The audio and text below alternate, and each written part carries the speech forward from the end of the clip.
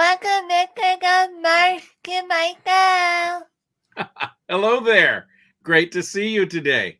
Well, thank you for doing this. We have been really excited to talk to you. Emma, will point out from the get-go, Emma is a member of the Carolwood Society. She has her name tag on her shirt tonight. We wore it when we visited, but we haven't gotten back. So this is only the second time she's had a chance to wear it. So it's great to be able to do it today. Isn't that awesome? All righty. And we were very happy to have you come and visit us at Walt Disney's Carolwood Barn. And we've been open recently, but we did have to just close again for January of 2022 because of a recent surge. But we have been opening to the public. Just follow us on social media and you'll know when we're open. That's right. And it was a lot of fun. There was a lot to see. Great people there. It seems like because of the way you guys open, there's always people hanging around that are just huge fans that you can talk to. So that was really cool. All righty. Are you ready for first question? Yeah. Okay. Here we go. What are the Carolwood Society and the Carolwood Foundation, and how did you become involved with them? I got involved with the Carolwood. It was originally the Carolwood Pacific Historical Society many, many years ago. And at that time, it was more of just kind of a club. And then I found out that they were sponsoring Walt Disney's barn up in Griffith Park. And so I joined. And then when they became the Carolwood Foundation, because I had been involved for so long and had been a volunteer with them, I was invited to be part of the foundation's board of directors. And so I am still a member of the Carolwood Foundation board. And what we do is we oversee activities and events mostly centered around Walt Disney's Carolwood Barn. But actually, the foundation has been involved with other things as well. The D23 Expo, and we've done things in the city of Anaheim, and we've done things up in Sacramento. And we're very happy when we can go out and talk to others about Walt Disney's love of railroading and the impact it had on his creative legacy. Isn't that cool? Yeah. So you kind of see how it all fits? Yeah. Okay, cool. Now, we never been to San Francisco?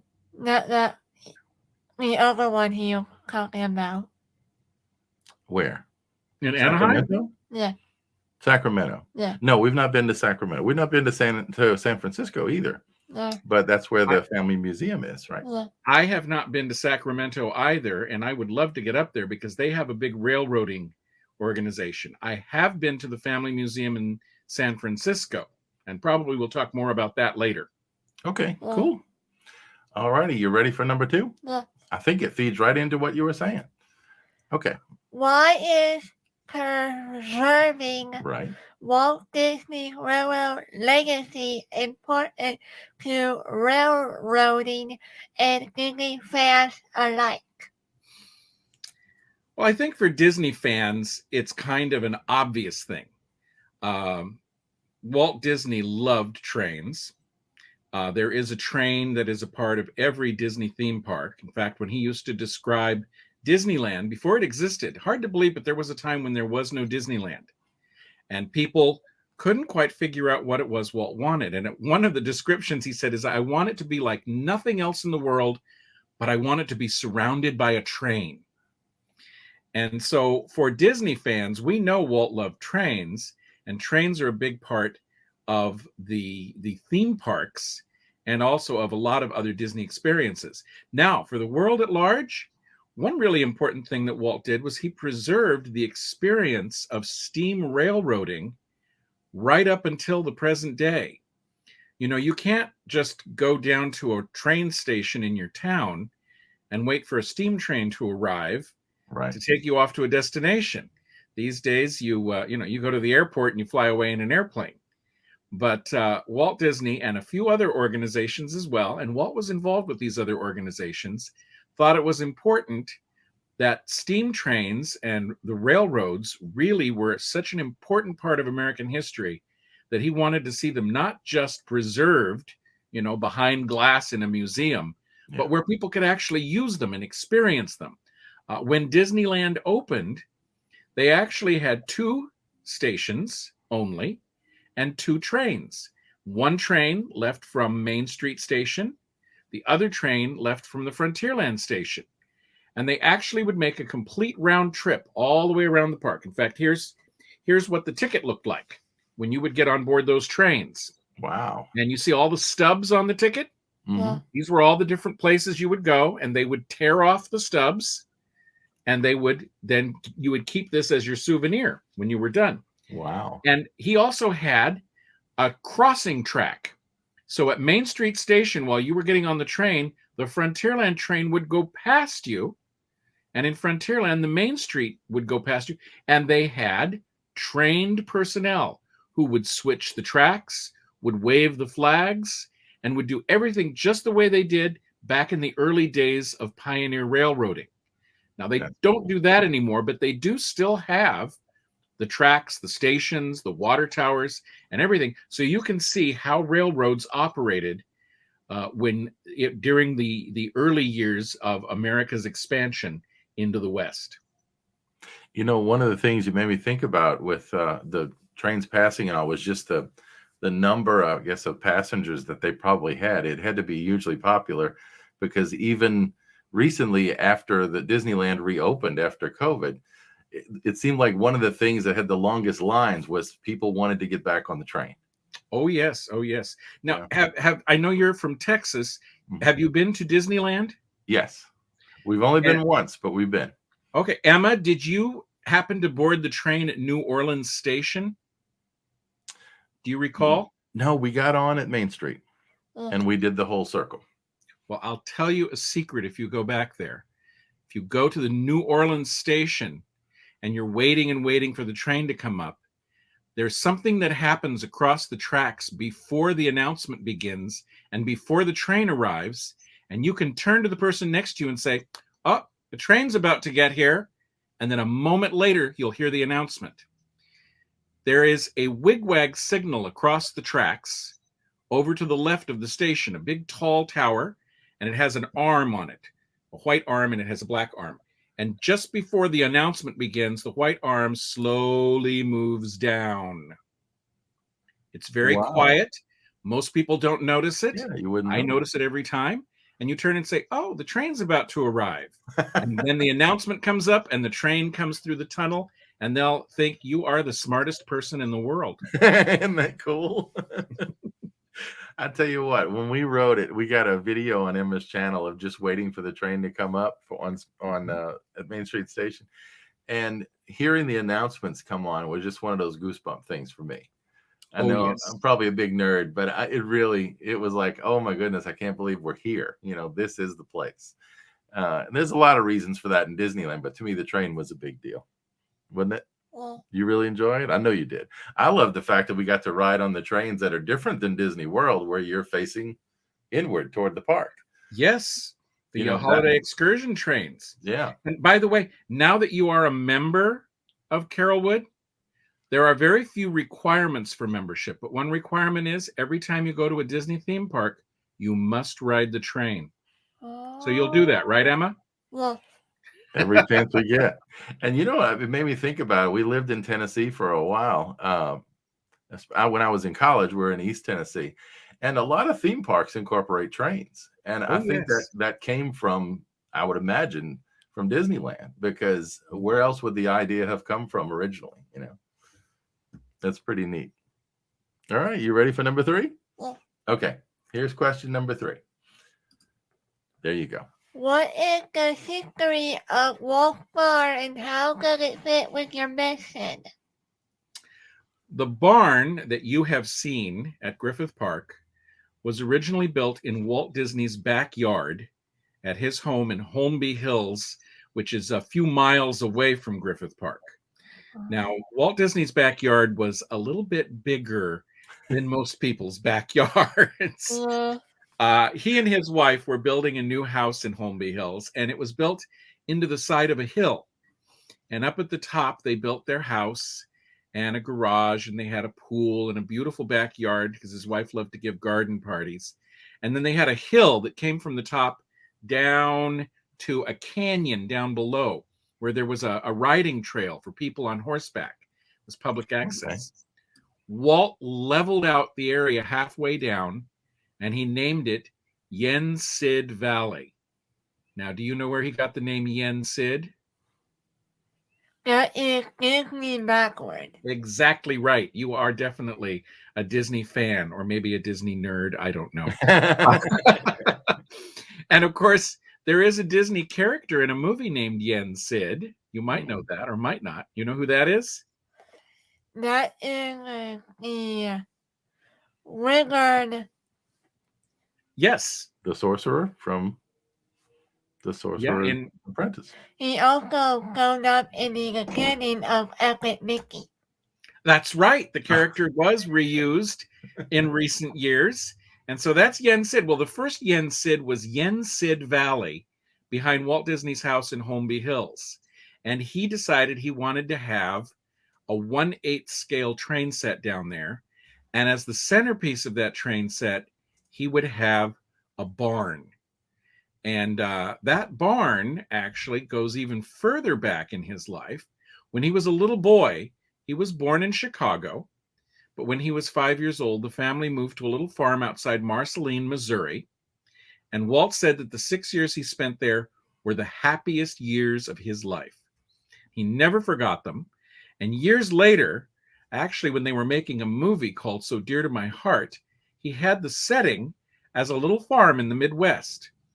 And he was describing to the art director, John V. Cowles, exactly what he wanted that barn to look like. And I mean, he said, it has to look like this, and it has to have this, and it has to have that. And people realized Walt was not just making it up. He was describing the barn he remembered from his childhood. So if you see the movie So Dear to My Heart, you'll see Granny Kincaid's farm has a big red barn. Well, when Walt decided to build his backyard railroad, he said, take the designs for that barn and scale them down, and that will be my workshop and my little private getaway in the backyard. These days, we might refer to it as a man cave. That's right. He could go out there, and he had it filled with power tools and drawing boards, and he had a desk, and he would put on his old coveralls, and he had a shaving mirror and a mug, and he could shave himself. He'd go down there on Sunday mornings, and he would then get ready to greet his friends and operate his trains there. So the barn was Walt's getaway, but it was also what some people refer to as his happy place, a place he remembered from his childhood. So many years later, after Walt Disney had died and after Lily Disney had died, the property was sold, and the family wanted to preserve that barn as a tribute to their father and his love of trains. And so it was moved, it was actually taken apart and moved to Griffith Park and reassembled there. So we're very happy to have that there as a tribute both to Walt Disney's childhood and to his love of trains and railroading.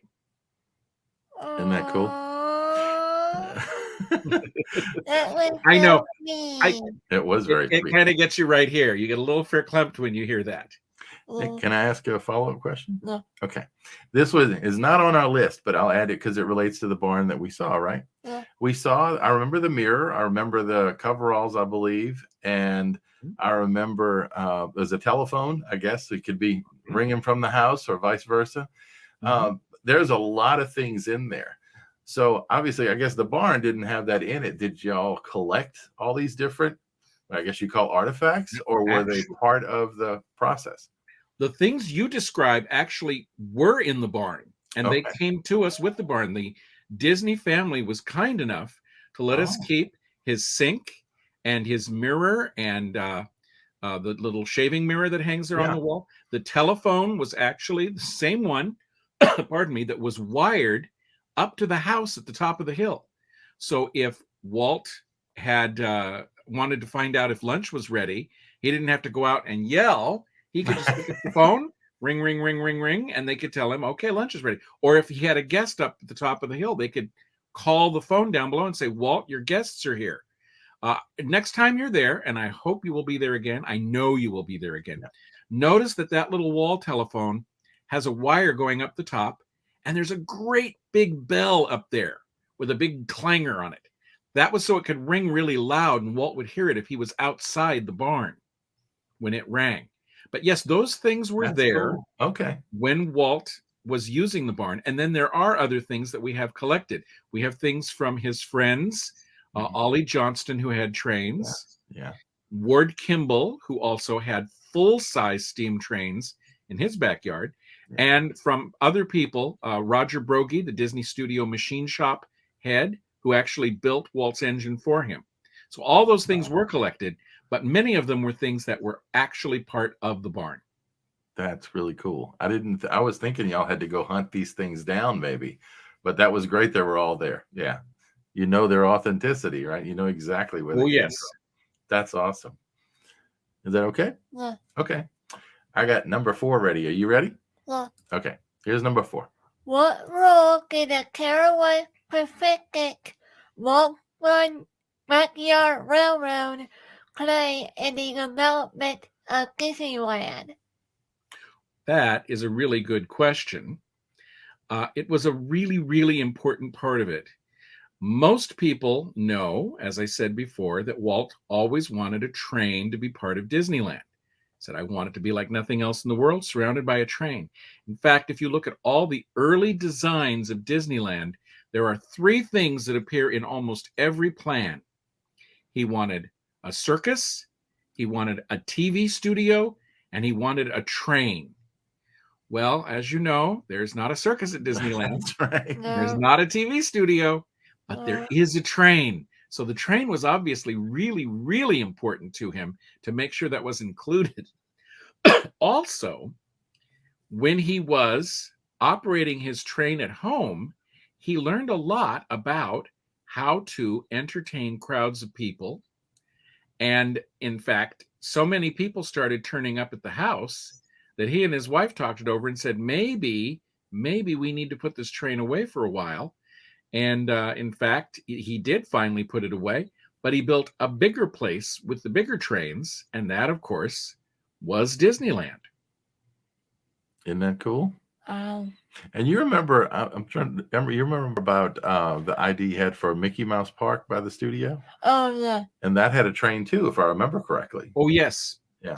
A lot of that was based on Walt's trip to the Great Chicago Rail Fair in 1948. He went and he saw old-fashioned steam trains operating. And he fell in love with them. And he thought, I could do this at the studio. And there'd be an old-fashioned town, and then there'd be a newer town, and you could travel between them, and he had a little circus and other things. And all of these ideas came together eventually in Disneyland Park. One of the things we learned, I guess through, maybe it was someone doing a documentary video or something on YouTube, and please correct me if I'm wrong, but what I remember was that one of the trains, one of the locomotives came from a Gotcha sugar refinery, I believe, in Louisiana. And it was a smaller one. That's, well, Gotcha sugar, where it is today, or the old historical place, is in the town that my wife grew up in. Oh, my goodness. So, and when we heard that, we're thinking, okay, if that's really true, that's a weird connection to a very small town in Louisiana. Well, engine numbers 1 and 2 were built from scratch at the studio.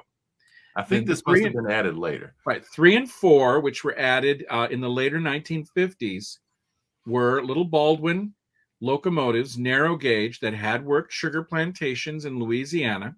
Okay. And then most recently, they added number 5, which took quite a route to get to Disneyland. It had already been in in at least one other theme park.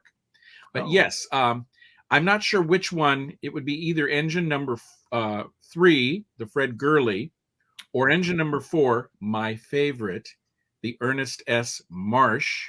Okay. That's why I liked the Ernest S. Marsh. What do you is think? My favorite engine. In fact, that picture back there that you see behind me, that's a picture of the Ernest S. Marsh. And there's a little railroad spike from the Disneyland Railroad right there in that picture frame. That is cool. Yes.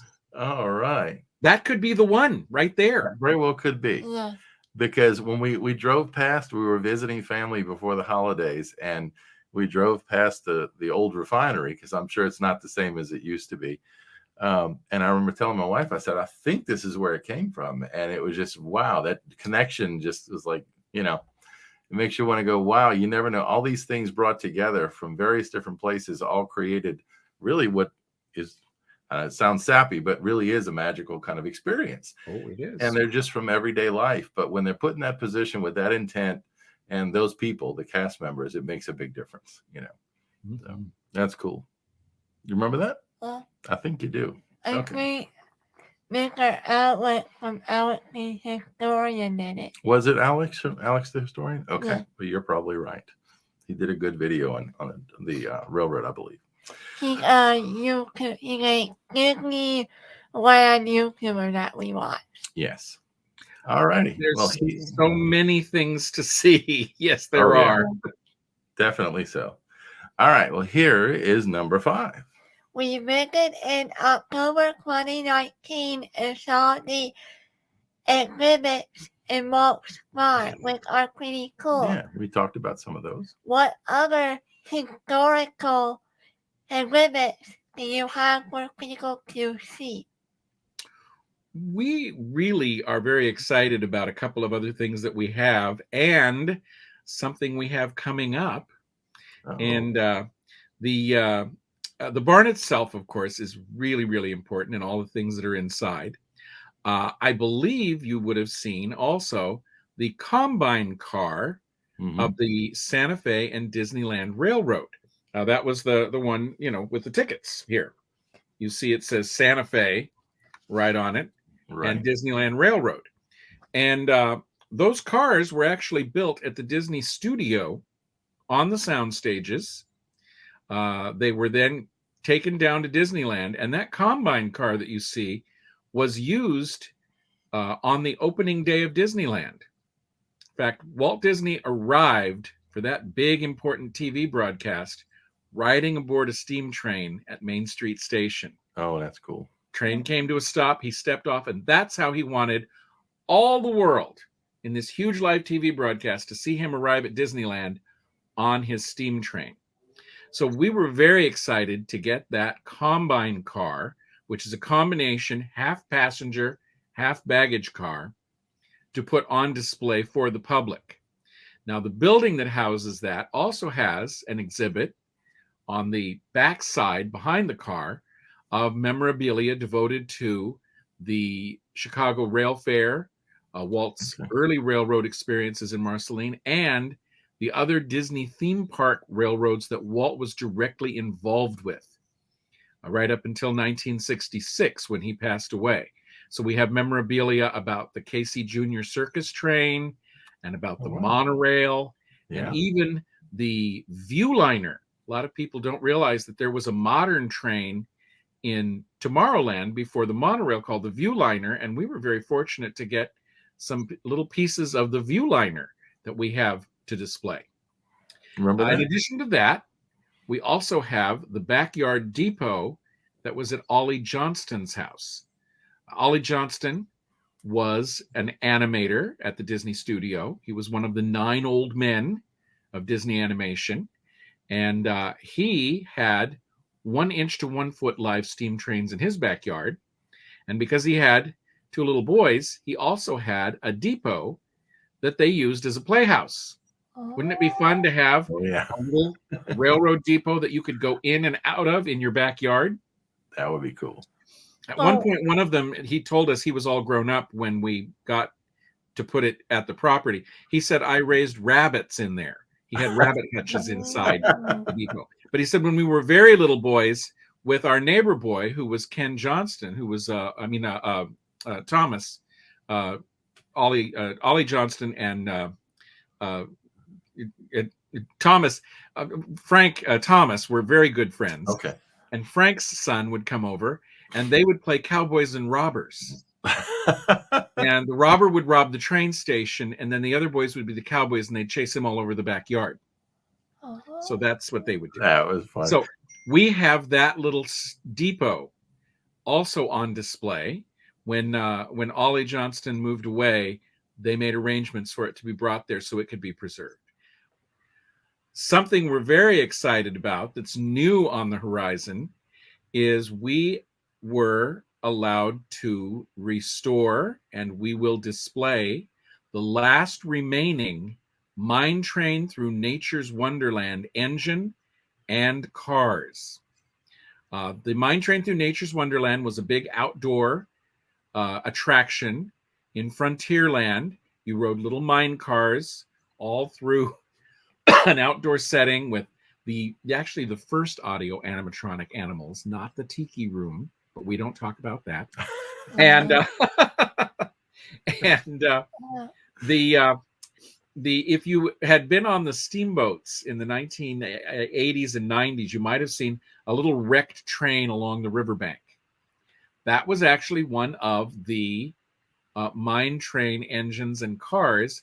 And later, when they were removed, they came to us, and we're having them restored, and we will be displaying them along with Walt Disney's Combine car and Walt Disney's Barn, all as part of Walt Disney's rail legacy.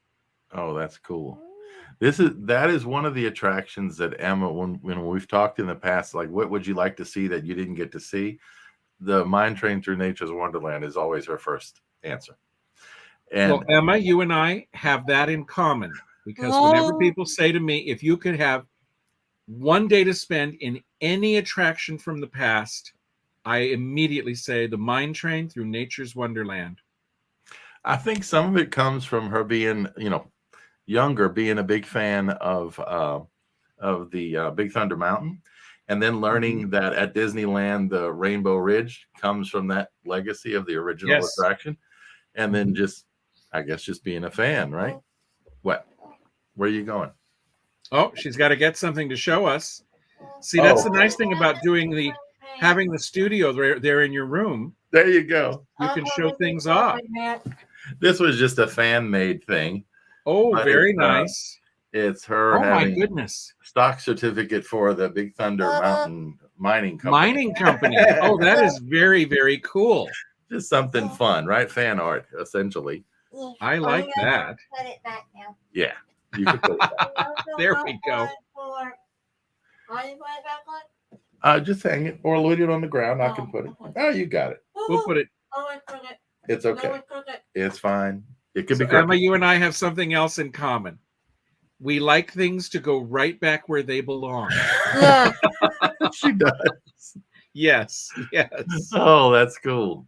But yeah, that is really cool. That's going to be something to see, because they were a different style. You rode, if I remember correctly from the video or the film I've seen, you rode in the what do you call them? The little ore cars. The ore cars, yes. And then the trains were a little different, right? Because you had an engineer, if I remember correctly, but they were a smaller scale. They were little tiny engines. They were like little workhorses. And then the ore cars, we have 2 of them, and we have those already fully restored. And now we're working on the engine. Oh, that's going to be cool. Well, one of the things that goes with this question, I think, because when we visited, it was a lot going on. We had a lot of people there. There were people doing book signings and other kind of things, because we met a couple of folks there. We'll talk about it in a second. But also there was the live steamers, I guess, were there. There was this, I don't know what you call it, but it was a big setup near the barn with the steam locomotives, engines going. And that is the Los Angeles Live Steamers steam plant. Okay. I was going to ask you. The steamers not only operate live steam miniature trains, but they have members there who own steam engines and different steam-driven objects, and they will sometimes set up on public days and show those off. Were they blowing that big loud whistle? They had the rope. I remember.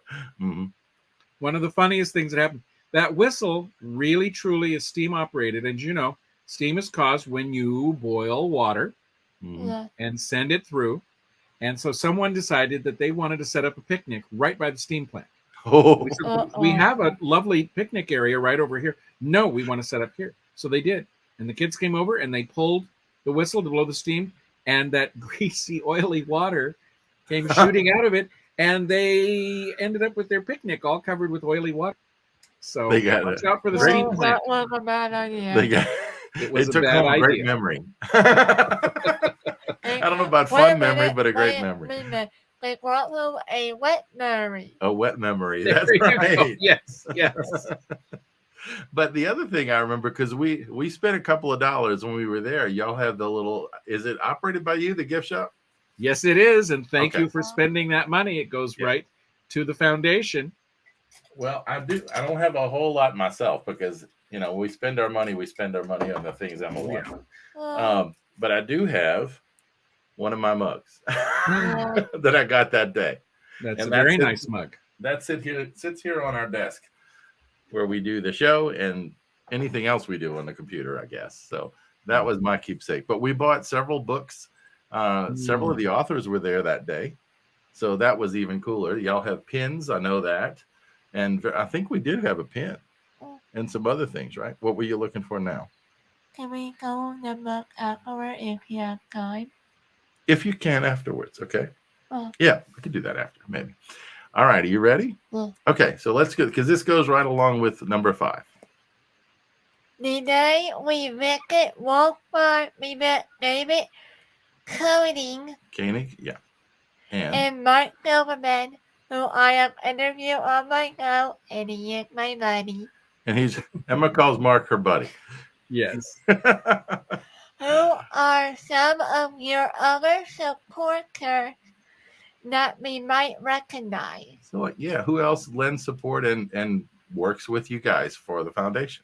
We have been very fortunate over the years to have wonderful supporters from inside the Walt Disney Company, people who retired from Disney, and many others who were, you know, fans of Walt Disney as well. I know, Emma, you like voice actors. Yeah.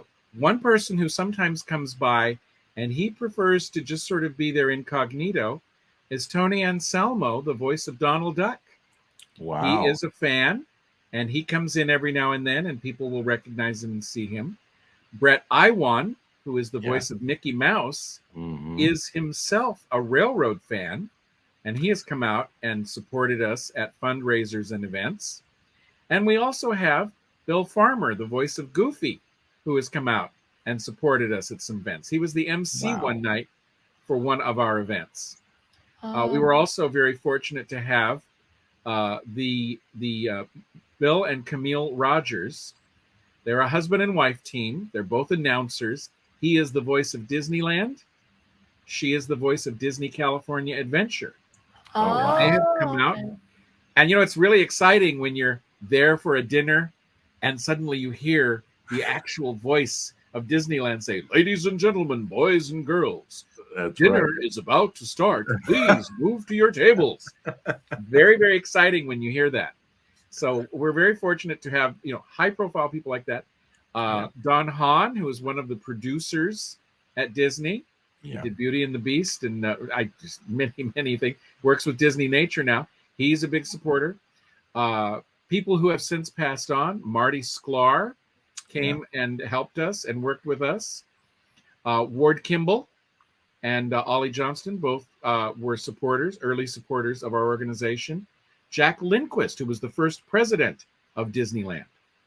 Yeah. We also get many of the present day or immediate past retired Imagineers who come out. Tony Baxter is a big fan. Yeah. In fact, Tony Baxter built his own Lily Bell engine and displays it at his house. Wow. He came out and did an interview with us for one of our evening events and was very interesting. He was a guest at Disneyland, and then he worked at Disneyland, and then he became an Imagineer who built things at Disneyland. And one of his absolute favorite attractions was the mine train through Nature's Wonderland. And that's one of the attractions that I believe he said he worked on. Oh, that's cool. And there have been so many wonderful people, and you saw some of them too. Margaret Carey who was the model for Tinkerbell, the body Yeah. model for Tinkerbell, is a Oh. good supporter. In fact, she's officially a volunteer. Terry Harden, a former Imagineer, has been very, very supportive over the years. Just so many people. If I get started, I would probably keep you here all night. So Well, I figured there'd be folks out there who are watching that would recognize those names and yes. realize how important it is to a lot of people. Oh, You know, yes. so that's cool. What? I do got one though. What's that? Do you remember Carrie Fisher? Oh, Carrie Fisher. Oh, my wife met Carrie Fisher at an autograph show in Hollywood. And I was there and I took pictures, but I let my wife have all the conversation because she was so excited to meet her. Yes. Isn't that cool? That was very sweet. That was very very. All right. Are you ready? Yeah. Okay. Here's number 7. As you know, I am a proud member of the Carolwood Society. How can my friends join too? You can join by going online and finding them. And now the Carolwood Society is a private club that is operated that is devoted to Walt Disney's railroad legacy. The Carolwood Foundation is a nonprofit organization that actually operates Walt Disney's barn, right, and who do all of the coordination with the Walt Disney Company and the Walt Disney Family Foundation. And right now, the foundation is busy with the fundraising for the mine train through Nature's Wonderland engine. And we're also working always to preserve and protect the barn and all of its contents and the combine car and Ollie's depot. Isn't that cool? Yeah. So you understand the relationship? Yeah. I think I do too now, a little better. Okay. Well, here is number 8. Are you ready? All right. Actually, I do have a fun fact about Lakers in Wonderland. You have a what? Fun fact. A fun fact. Okay. Some of Emma's fun facts are interesting. So let's see what you got. While we were at Disneyland, I actually saw some of the remnants from the ride. Now, you know, Rainbow Ridge, the area where you load to get on the ride, is still there, but it's on things under mountain. Right. It's slightly different, and they even did a remodeling of that remodeling a few years ago. Isn't that cool? Did you see other pieces when you were there? Yeah. Apparently, you know the area next to the Enchanted Kiki Room, right? That's the Nectarland. You know that tunnel that goes right through? And there you see bears in the water and stuff and flying fish? That's still there. Not the ever-cried bears though, but apparently, I think it was on Mr. Kevin Parker's Think Up One video. Oh, on Defunct Land, you saw it was the tunnel. There used to be a tunnel that was part of the attraction. Yeah. That was still there. Yeah, and there's something good that you could go on and off sometimes. Jumping fish. She said that you might have seen during the attraction. Now that's actually over next to Big Thunder Railroad across the trail, and it's now right next to the entrance, the center entrance to Galaxy's Edge.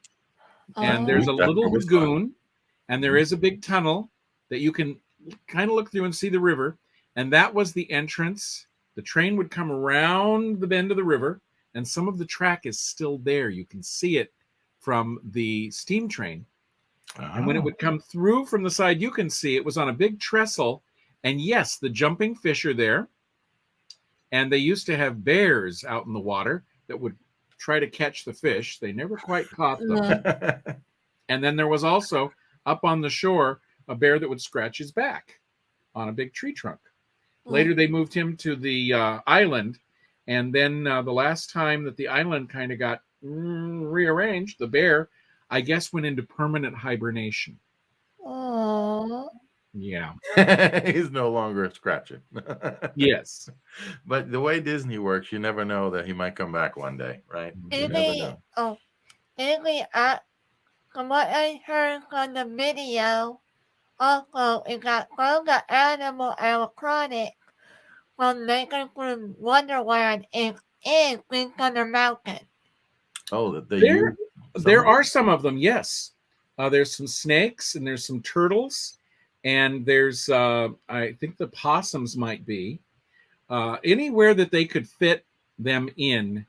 They would do that, and I actually know someone who has what is it?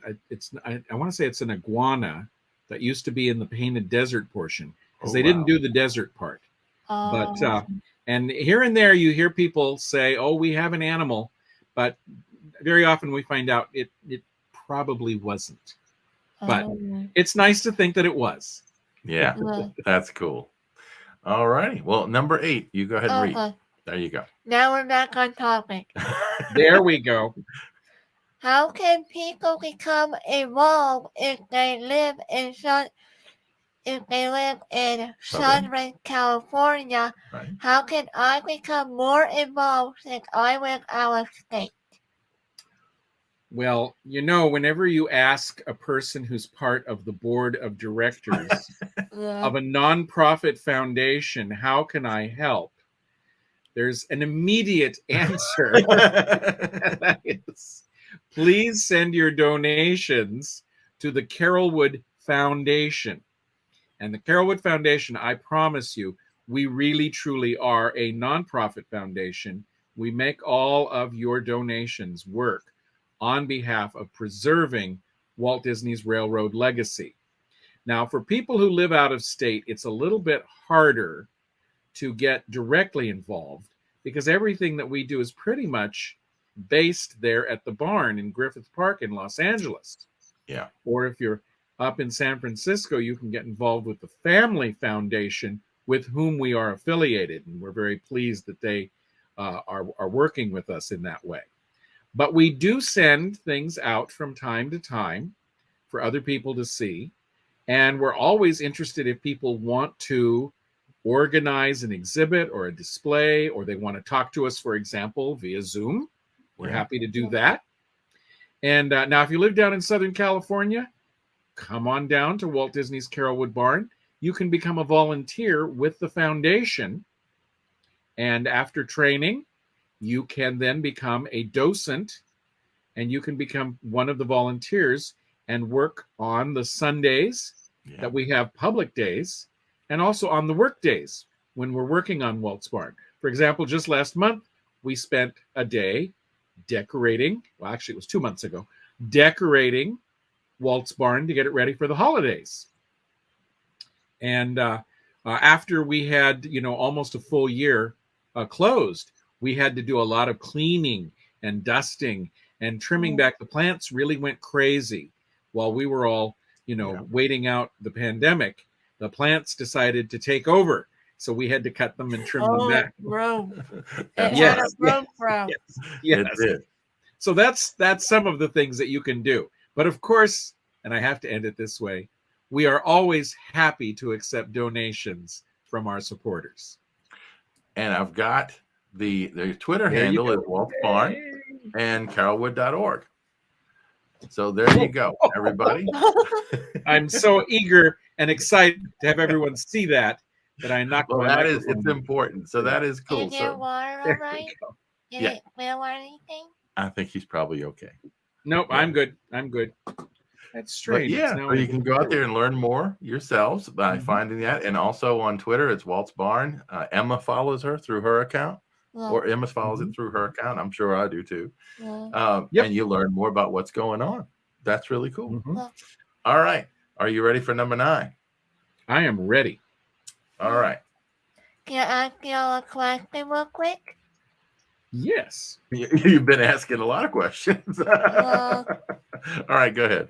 When y'all finish restoring the wagon of the train and the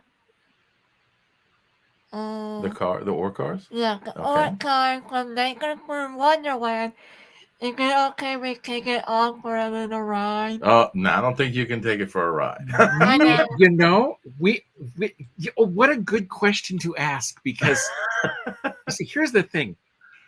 The people on the board, oh, we're the members of the board. We're very responsible people who take care of these things. And then we get this train and we all go, oh, I want to ride the train. and so we actually have had a lot of debate and discussion. Will we allow people to sit in the train cars, like to take your picture? Because you would love to have a picture of yourself sitting in that ore car, just the way they used to. But the other question is, it is a historic artifact. Yeah.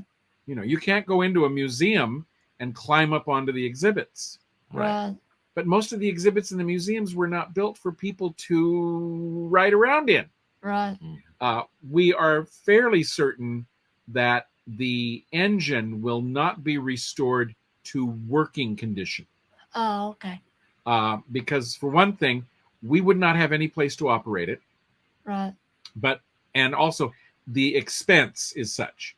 But once again, that's a big conversation we had, is, will it be restored to full operating condition? Will it be restored just to look pretty? We didn't want to do that. Right. Or will it be restored to make it as much the way it would have appeared as possible? And even to that end, those engines originally were painted dark green when it was the Rainbow Ridge attraction, where you just took the train to the caverns. But then when they built Mine Train Through Nature's Wonderland, they painted them all yellow. Oh. That's the color I remember seeing. And so that's what I'm very fan. We have people who say, if they're authentic, they should be dark green.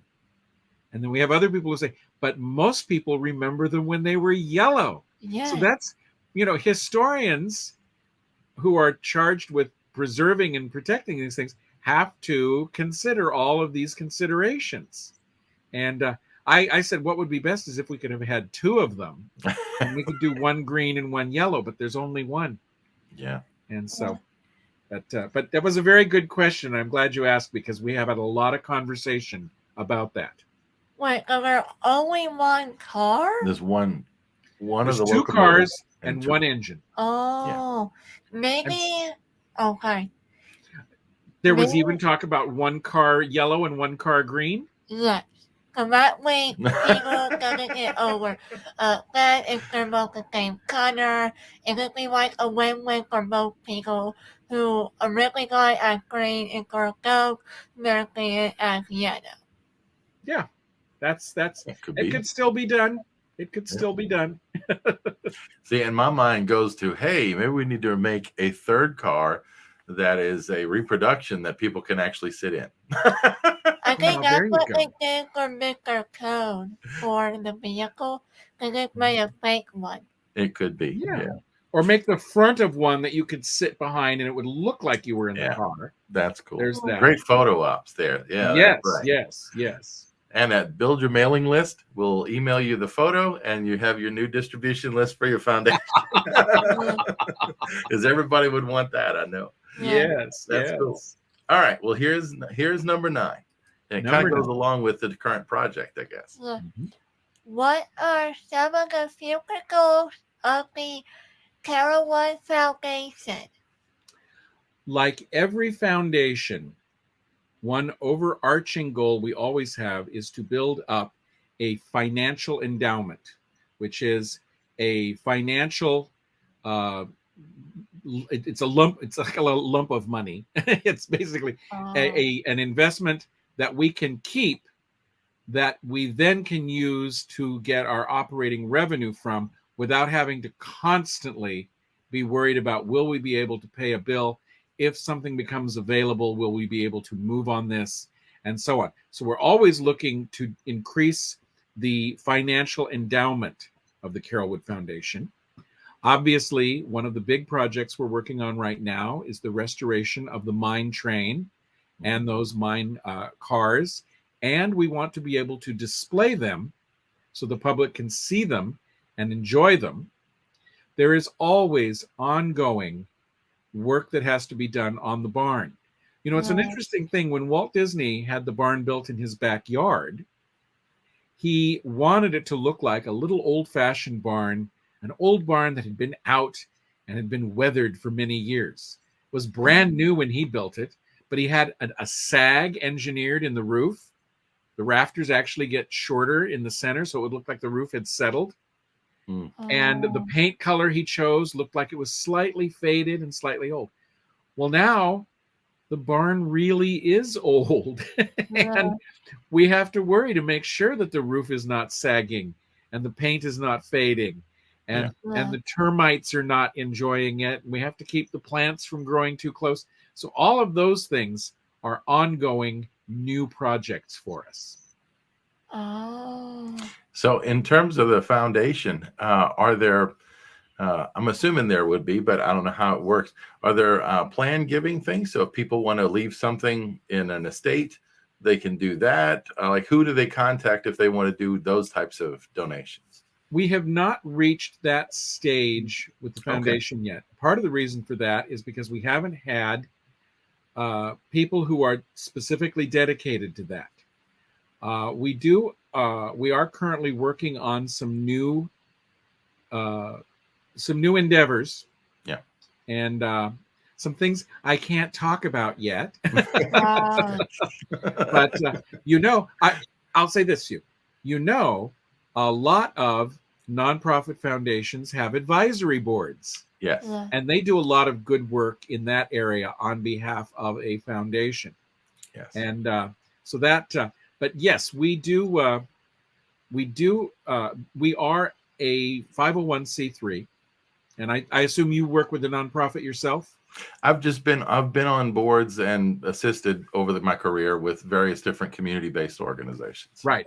So you know that when you're a 501c3, that means people can donate, and it is a tax-deductible donation, and they also know that it is going to a worthy cause. Yeah.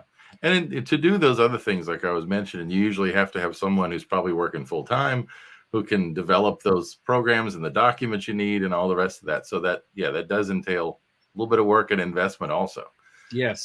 So I can understand that. All righty. Are you ready for number 10? This is the last of the serious questions. Ooh, okay. I'll stay serious here. Okay. Here you go. What else would you like to share about your work and Walt Disney's railroad legacy? Well, I will assume you mean the work that we're doing on the foundation board and Walt Disney's railroad legacy. Right. I think the main thing I'd like to share is that it really is a labor of love. It's people who love railroading, love trains, who love going to Disneyland, and who also love bringing people together. And, you know, when Walt Disney came up with the idea for Disneyland, he would take his little girls to a local amusement park that was over in Beverly Hills, or down to Griffith Park, pardon me, where the merry-go-round was. And he said, you know, there wasn't much for a grown-up to do. He'd sit on the bench and watch the girls have fun. And he said, I'd like to have a place where we can bring everyone together and enjoy themselves.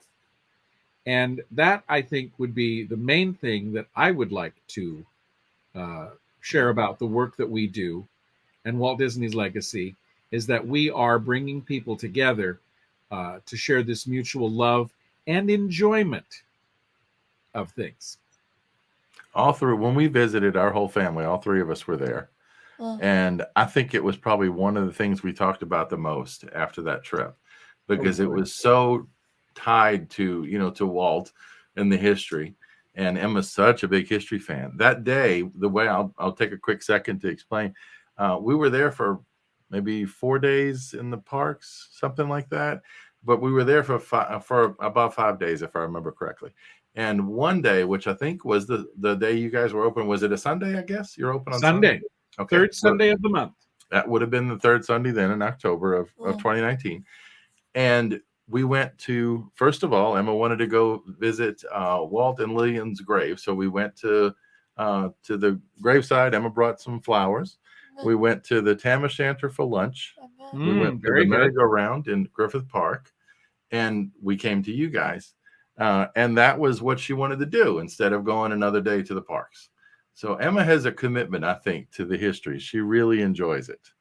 And I think she has a deep appreciation for what, that family, what the Disney family, I guess, has done for this country.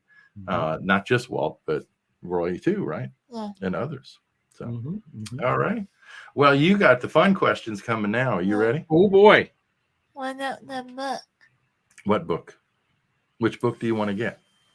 The one we did for.